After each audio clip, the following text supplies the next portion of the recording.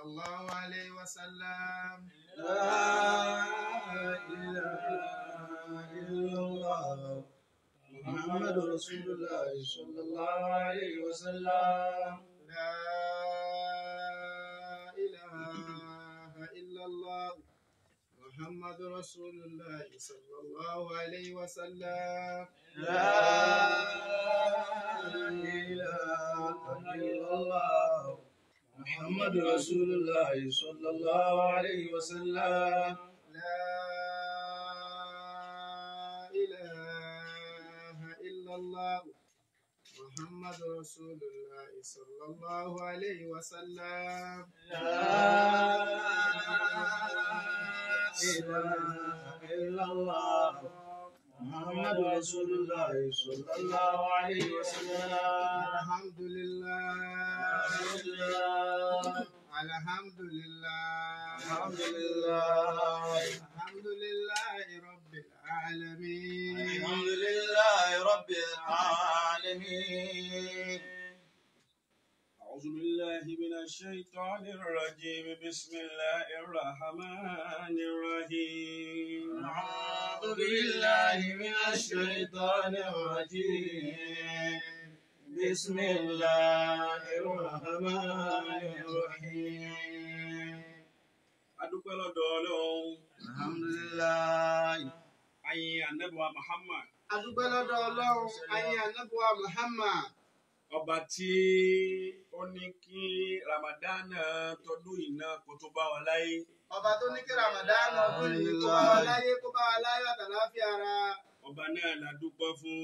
ọba náà la dúpẹ́ fún. adúpẹ́ fọba Olúwa hamdan wa shukura sirran wa jaharatan hamdan wa shukura sirran wa jaharatan lillahi rabbil alamin hamdan wa shukura hamdan wa shukura sirran wa jaharatan hamdan wa shukura sirran wa jaharatan lillahi rabbil alamin hamdan wa shukura.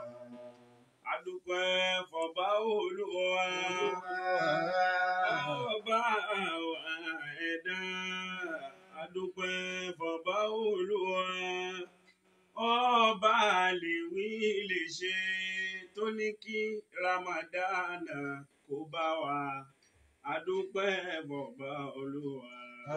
hamdan wa shukura sirran wa jaharatan hamdan wa shukura sirran wa jaharatan lillahi rabbil alamin hamdan wa shukura.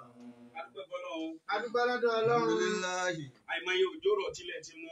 àìmọye òjò ti rọ̀ tilẹ̀ ti gbà mú. ọba tó ṣẹ́ àwa kù ọba náà la fi ọpẹ́ fún la fẹ̀yìn fún. ọba tó ṣẹ́ àwa kù dọjú òní òun la fọpẹ́ fún la fẹ̀yìn fún. ọlọ́mọ jẹ́ kí ẹnu ọpẹ́ wa ó kan. ọlọ́mọ jẹ́ ẹnu ọpẹ́ wa kan láéláé. gbogbo àwọn tí wọ́n ti lọ ọlọ́mọ sábà wa ṣàlékún ìkẹ́ ìgẹ̀ fún wọn. gbogbo àwọn tó ti lọ ọlọ́mọ wa ṣàlékún kẹ́ẹ̀kẹ́ fún wọn. Mùlánà Amirul Jaysh. bàbá Mùlánà Amirul Jaysh.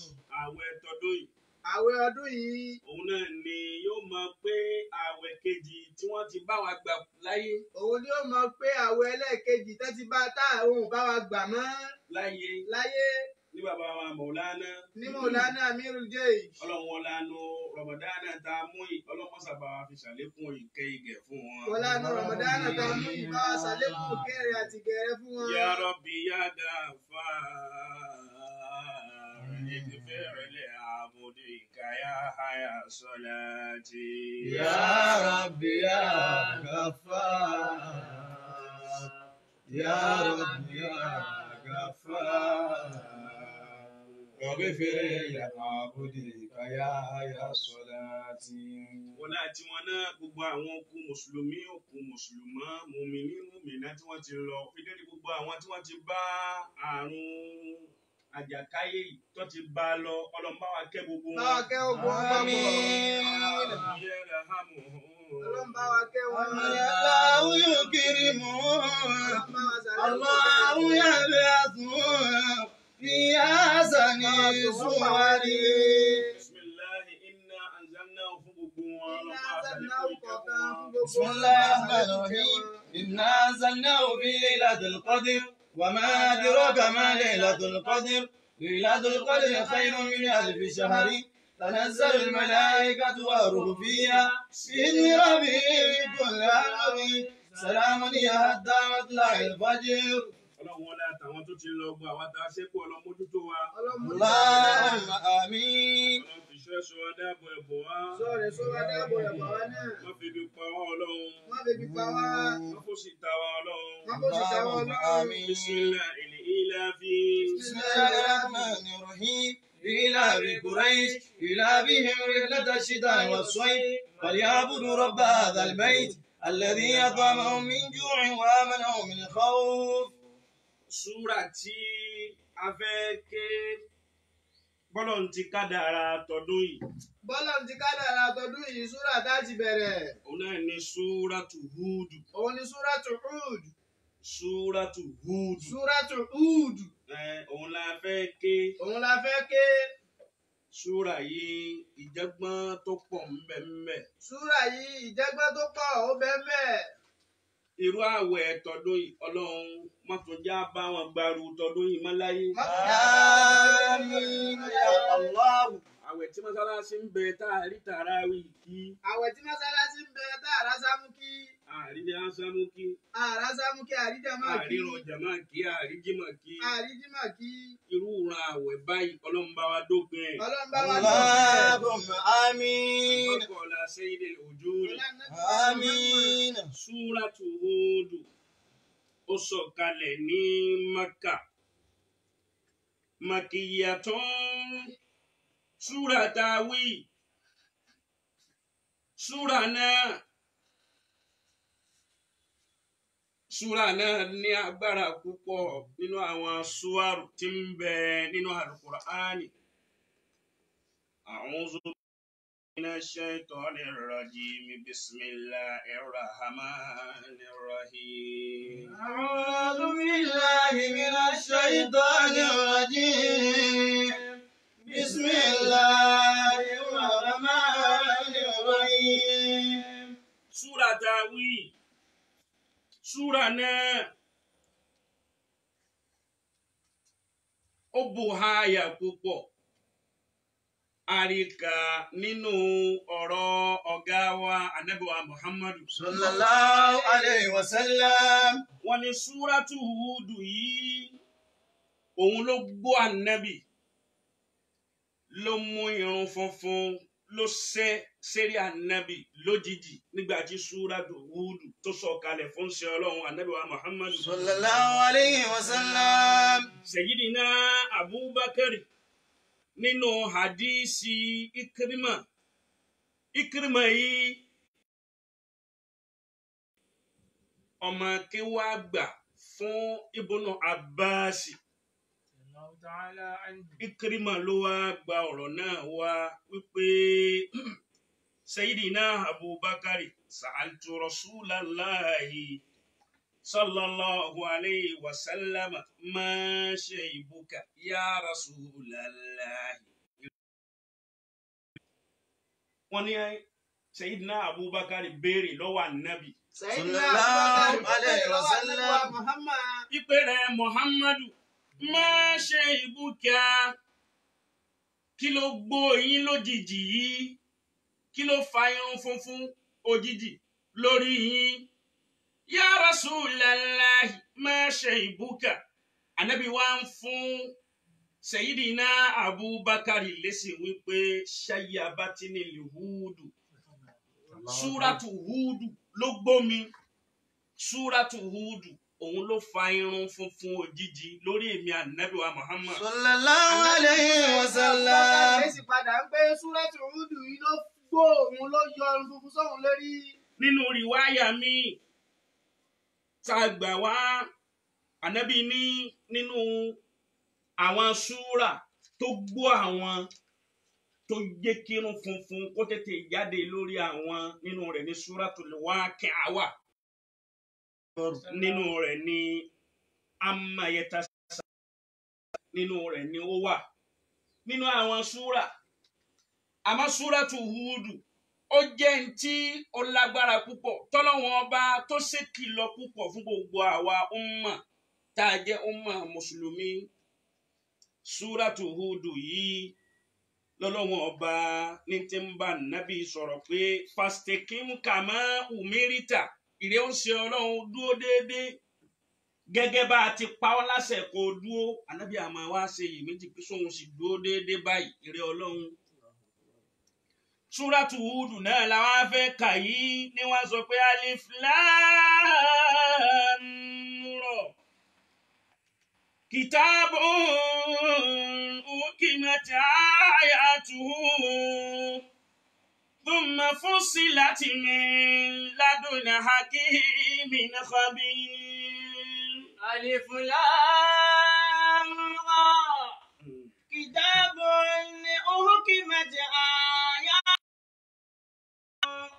ثم فصلت من لدن حكيم خبير ألا تعبدوا إلا الله إنني لكم منه نذير وبشير وأن استغفروا ربكم ثم توبوا إليه يمتعكم متاعا حسنا إلى أجل مسمى ويؤتي كل ذي فضل فضله وإن تولوا فإني أخاف عليكم عذاب يوم كبير إلى الله مرجعكم وهو على كل شيء قدير. Suratu Hudu yìí àwọn ìṣẹ̀lẹ̀ ńláńláńlá tó ṣẹlẹ̀ nínú àwí.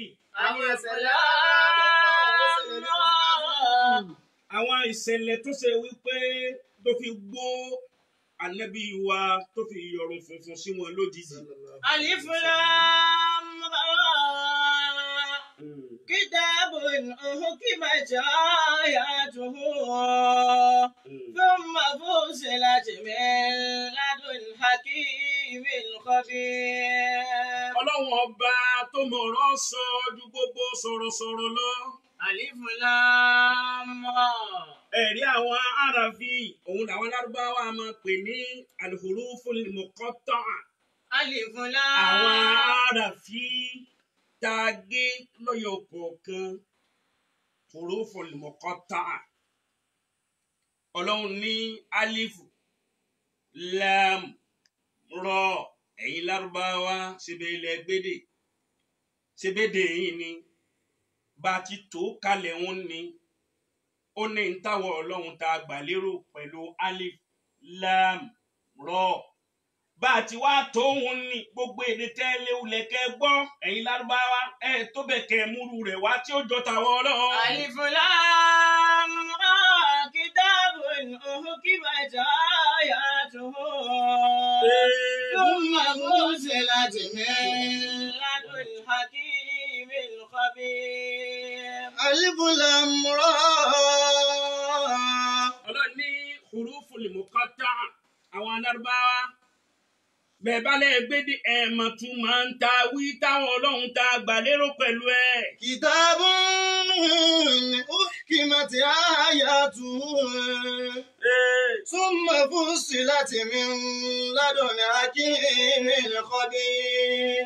Kitabun tírà kan ní. Kitabun. Tírà wo ni?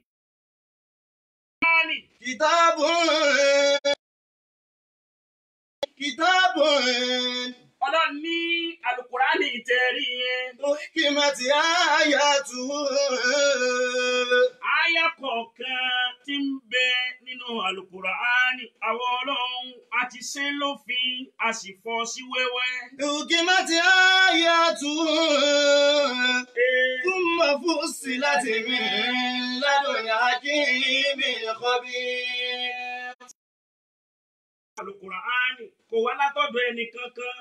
من لدن حكيم خبير. Ó wá látọ̀dọ̀ ọba wo ni ọba ọ̀jọ̀gbọ́n tó gbọ́n ju gbogbo tí ń pera rẹ̀ lọ́jọ̀gbọ́n lọ. ثم فصلت من لدن حكيم خبير.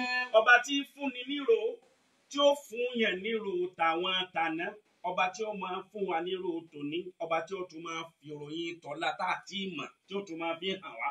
Allah dàbò. Alif Lam Ra kitabun. Kitabun uhkimat ayatuhu. Al-Qur'ani gbogbo ń Al-Qur'ani tó bá lẹ̀ papọ̀ mọ́ nínú àyà yìí náà láti mọ̀ bẹ́ẹ̀. Kitabun uhkimat ayatuhu. Gbogbo ń Al-Qur'ani bá fa kan Al-Qur'ani máa jẹ́ kí nǹkan náà ó dọ̀gá ni. Kitabun uhkimat ayatuhu. Gbogbo ń Al-Qur'ani bá fara tì bó ti léwu kí nǹkan náà yẹpẹrẹ tó yóò sì dọ̀gá lórí gbogbo nǹkan. Kitabun uhkimat ayatuhu.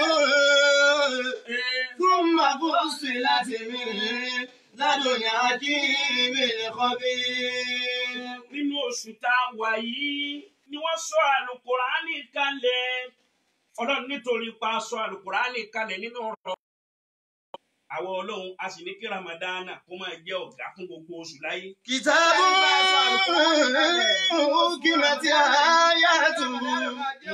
Thumma fussilat min ladun hakimin khabir. Ọlọ́run ní a sọ Al-Qur'ani kalẹ̀ nínú òru Laylatul Qadri. شهر رمضان الذي أنزل فيه القرآن هدى للناس وبينات من الهدى والفرقان. فمن شهد منكم الشهر فليصمه ومن كان منكم مريضا أو على سفر. Al-Qur'ani. Gbogbo tí Al-Qur'ani bá farati bó ti lè wò yóò sì sọ nǹkan náà dọ̀gá yóò sọ ní gíga. Kitabun uhkimat ayatuhu. Aṣọ Al-Qur'ani kalẹ̀ nínú òru Laylatul Qadri. Ọlọ́run nítorí pa aṣọ Qur'ani kalẹ̀ nínú òru Laylatul Qadri. A ní kí òru Laylatul Qadri kó máa jẹ́ òru kó máa jẹ́ ọ̀gá fún gbogbo òru láyé. Kitabun uhkimat ayatuhu. Ladun hakimin khabir. Al-Qur'ani tá a sọ kalẹ̀ fún àwa àjọ Muhammadu. Kitabun uhkimat ayatuhu. Torí pa aṣọ Kùránì kalẹ̀ fáwọn àjọ Muhammad Ọlọ́run nígbà tí sọ kalẹ̀ fún wọn àjọ yín. Bó ti jẹ́ pé ìjọ Muhammad la sọ kalẹ̀ fún kíjọ Muhammad sì máa jẹ́ olórí kan máa jẹ́ ọ̀gá fún gbogbo àwọn àjọ tó ti wá láyé. Kitabun uhkimat ayatuhu.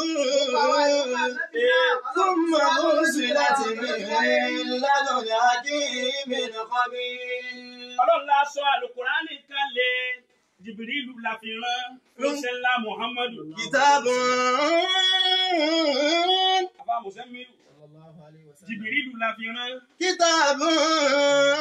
Ọlọ́run nítorí pa fúnrẹ́ Jìbìrìlù ní Al-Qur'ani wa pé kò lọ fa nẹ́bì. A ní kílẹ̀ Jìbìrìlù máa jọ̀gà fún gbogbo àwọn màláíkà. Kitabun uhkimat ayatuhu. Thumma fussilat min ladun hakimin khabir. Kí lọ́lọ́run wá fẹ́ já mú nínú Al-Qur'ani àgàgà nínú Súrátù Húdù yìí. Allah ta'budu. Innani lakum minhu nadhirun wa bashir. Allah ta'budu. تعبدوا إلا الله. Kò sí ntọ́lọ́hún fẹ́ ká mú nínú súrátù Húdù àti nínú àlùkùránì. La ilaha illallah. هو لا إله إلا الله لا إله إلا الله. تعبدوا إلا الله ألا تعبدوا إلا الله الله تعبدوا إلا الله إنني لكم منه نذير وبشير. kò sí mẹ́sẹ̀gì tọ́lọ́hún fẹ́ ká mú nínú súrátù Húdù. Allah nínú súrátù Húdù yìí. ó ní wípé òun ọlọ́run ọ̀kan ni. تعبدوا إلا الله. Àti olórogún. La thaniya lahu Onígbàkejì. wala thalitha lahu Onígbàkẹta. wala rabi'a lahu Onígbàkẹrin. la mujallala wala mukabbara siwa. Kò sẹ́ni Allah تعبدوا إلا الله. kò sọ́ba kan àfọlọ́hún. لا تعبدوا إلا الله. mẹ́sẹ̀gì tọ́lọ́hún fẹ́ ká mú nínú súrátù Húdù nìyẹn nínú Al-Qur'ani. Allah تعبدوا إلا الله. La ilaha illallah ẹlòmíì ò mọ iyì rẹ̀ ẹlòmíì ò kàn ń wí lérí ahọ́n lásán ni kò dọ́kan ẹlòmíì. ẹlòmíì ò لا تعبدوا إلا الله. bí la ilaha illallah bó tóbi bí ó tóbi àwa náà ti rí nísìnyí. لا تعبدوا إلا gbogbo الله. alágbára ayé wọn ò lágbára kankan ṣe. Gbogbo alágbára ayé, gbogbo wọn lágbára kẹsẹ̀. ilé ló ń kálukú jókòó sí. Oníkálukú fìdí mọ́lẹ̀ ni. gbogbo àfa gbogbo wàlí gbogbo ẹni tí ń pera rẹ̀ bí tí ń pera rẹ̀ láyé wọn ni. ó la ilaha. Allah تعبدوا إلا الله. إنني لكم منه نذير وبشير. àti ṣéwù tọmútọmù Àti séwù tọ́mtọ́m. àti ṣéwù bọ́támít Àti séwù lọ́gàbìlò. àti ṣéwù tọ̀kọ̀. Allah تعبدوا إلا الله. ẹnu lásán lẹ́lòmíì fi ń wí ló ṣe ọlọ́run Muhammad sọ fún wa pé man qala la ilaha illallah dakhala al-janna gbogbo ẹni bá wí la ilaha illallah bi qalbi salimi pẹ̀lú ọkàn tó mọ́ tí èsè rí ahọ́n lásán yóò wà al-janna ni. Allah تعبدوا إلا الله. إنني لكم منه نذير.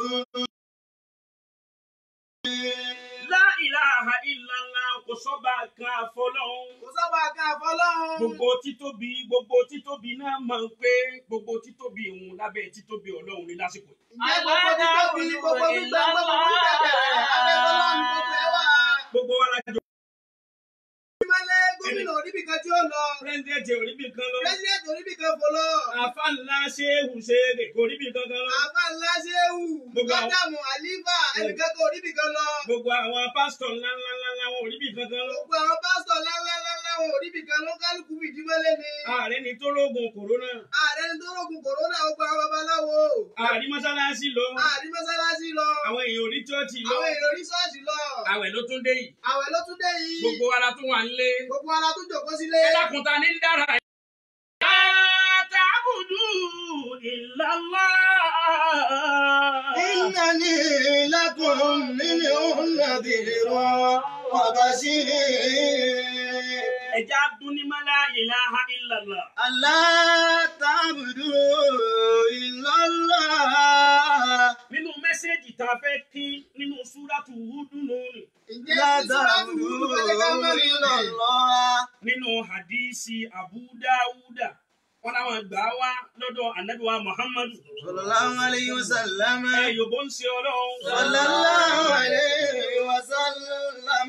wọn lá Nábì ní law ju'ilati fi kiffa wa ju'ilati la ilaha illallah fi kifa laraja'at la ilaha illallah ma fi samawati wa ma fil ardi. Allah ta'budu illallah. Bàbá gbé gbogbo ayé yìí báyìí yìí ti tó àti sánmà méjèèje àti ilẹ̀ méjèèje àti ntí ń bẹ nínú sánmà àti ntí ń bẹ nínú lẹ́lẹ̀. Bàbá kójọ tá a gbé sérí skéèlì kan tá a gbé sérí òṣùwọ̀n kan tá a wá gbé la ilaha illallah tá a gbé òun náà sérí skéèlì kan laraja'at la ilaha illallah ma fi samawati wa ma fil ardi. Allah ta'budu illallah. Innani lakum minhu nadhirun wa bashir. La ilaha illallah wa ma jà fi ṣeré. La ta'budu illallah. Gbogbo àwọn ànábì Ọlọ́run tí wọ́n ti kọjá lọ kò sí tí wọ́n gbójúlé jù la ilaha illallah. La ilaha illallah. Kí ni Musa kí ló fi ṣẹ́gun Fìràhónà? La ilaha illallah. Kí ni ànábì Ibrahim kí ló fi ṣẹ́gun Nàmúrúdù? La ilaha illallah. Gbogbo àwọn ànábì Ọlọ́run tí wọ́n ti kọjá lọ kò sí tí wọ́n gbójúlé jù la ilaha illallah ni wọ́n fi rẹ́yìn gbogbo ọ̀tá wọn. La ilaha illallah. Ànábì wa Muhammadu. Allah Yorùbá ń ṣe Ọlọ́run. ta'budu illallah. Ànábì wa Muhammadu náà fi ṣeré. Wọ́n fi lé gbogbo àwa àlìhùmọ̀ wọn, wọ́n fi lé wa lẹ́nu. Àmọ́ àwa àti àdéhùn tá a kàn bẹ̀ ní sinmi pé ẹnu tí wàá dùn sí la ilaha illallah ni ọkàn wa ò dá sí. Allah ta'budu illallah. Innani lakum minhu nadhirun wa bashir. Ó adúpẹ́ fáwọn bàbá wa. Adúpẹ́ báwọn tó bí wa. Ó àwọn Ṣéhù Sàláàtì. Mọ̀lánà Ṣéhù Sàláàtì. Ìjọ tí wọ́n fi la ilaha illallah ò dára. Ìjọ tá fi la ilaha illallah ò dára. Fáwọn méjì kan tí wọ́n wá sunkún wá bá wọn fáwọn ń wá ayé, àwọn ń wá owó, àwọn ń wá ọlá, àwọn ń wá iyì. Ṣéhù Sàláàtì. Radiyallahu ta'ala anhu. Ọlọ́run bá wa ṣàlékún ìkẹ́ ìgẹ̀ fún wọn. Àmín ya Allah. Àtàwọn tó bí wọn, àtàwọn tí wọ́n lọ bá. Àmín ya Allah. Àwọn méjì yìí wá dé ńjọ́ náà nílòrí yín àyín náà ni bí wọ́n ti dé wọ́n ní àwọn méjì kan béèrè yín. Wọ́n láwọn tá ní nígbà wọn dọ́dọ̀ àbá. Kí lẹ̀ ń fẹ́? Wọ́n láwọn ń fẹ́ ọlá ni. Àwọn ń fẹ́ owó. Àwọn ń fẹ́ ọlá. Àwọn ń fẹ́ iyì. Àwọn ń fẹ́ ipò.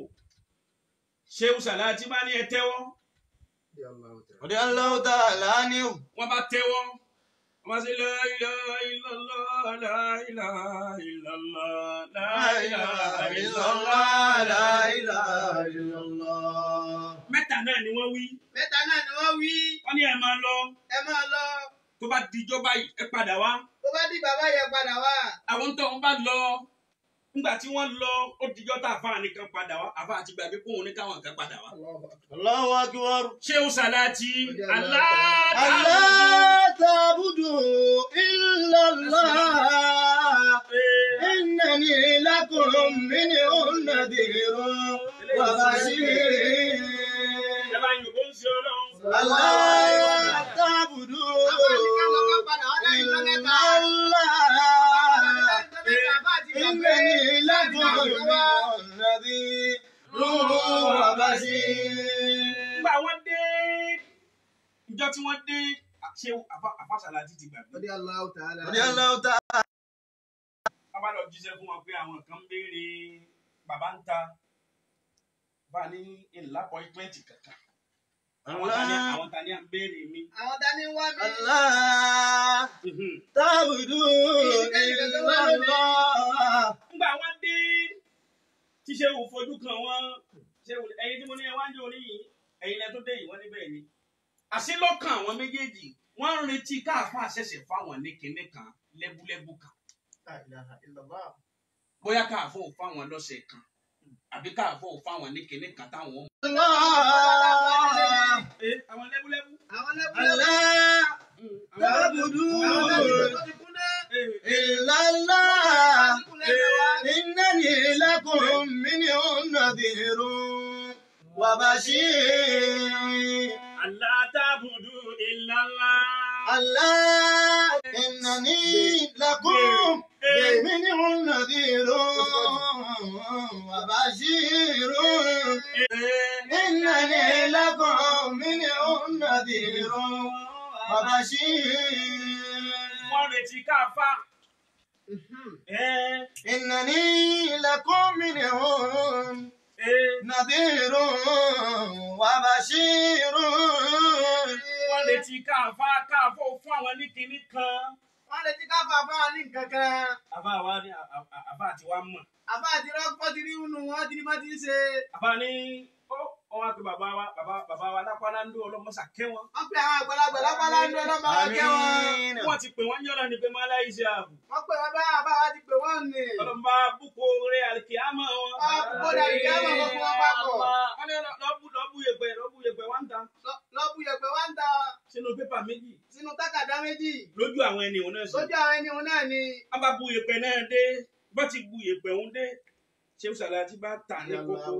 Radiyallahu ta'ala anhu. La ilaha illallah, la ilaha illallah.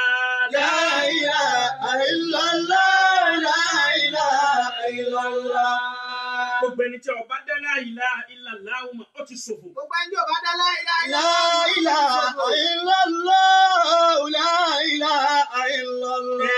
La ilaha illallah,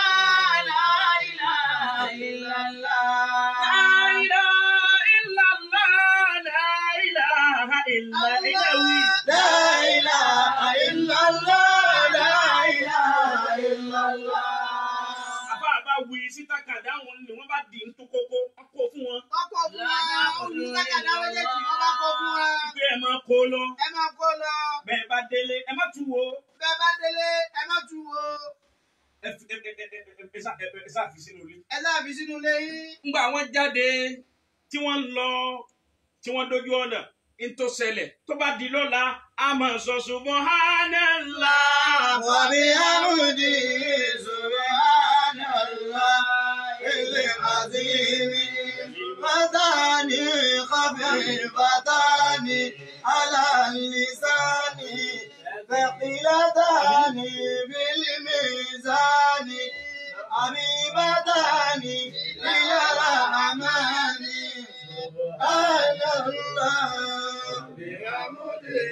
subhanallah Ọlọ́run ilé ìta bẹ̀rẹ̀ lẹ́ni. Mọ́dún wọn ládàá ẹ̀. Mọ́dún wọn ládàá rẹ̀. Bí àbùkátà wa. Bí àbùkátà wa. Bí àmúrádì wa. Bí àmúrádì wa. Gbàdúrà wa. Gbàdúrà wa.